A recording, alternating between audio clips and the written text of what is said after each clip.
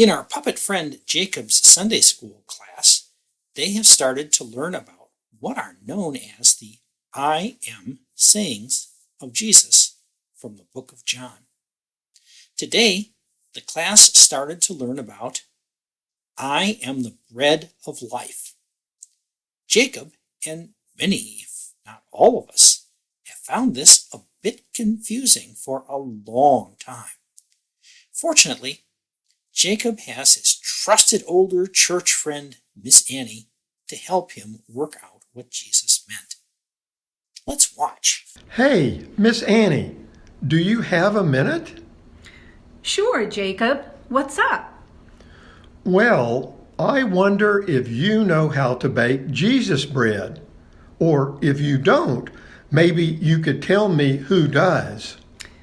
Jesus bread, Jacob? Sure. We talked about it in Sunday school today. You know, when Jesus said that he was the bread of life, well, he was a person and people aren't bread. So I figure he was talking about a kind of special bread or something, and it works out just great. I'm confused, Jacob. Well, we're going to visit my Uncle Al this summer, and he likes to bake bread. If I could get him to bake some of the bread that Jesus was talking about, well, I'd be happy to give you some. Oh, Jacob, you are very thoughtful. And I have to say that you made a really good guess, but... Wait, is bread of life one of those meta, oh, you know what I mean?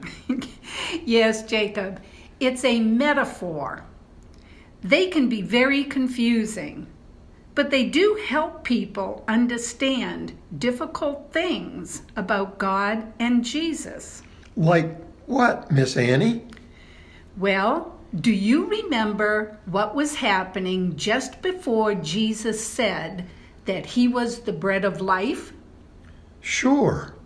Jesus and his disciples fed a lot of people with just a little bread that a boy gave them. That's right, Jacob. So, bread was something that everyone needed to keep them alive. Sure. But what about the Jesus bread? Well, I'm getting to that.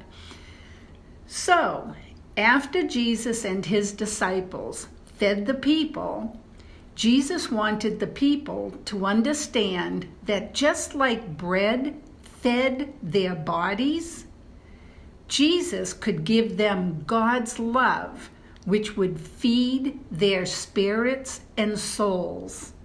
And that helped people love others. So, with Jesus, people could not only get bread to eat, but they could get the love of God too, which really was all that they needed. You've got it, Jacob. Good job.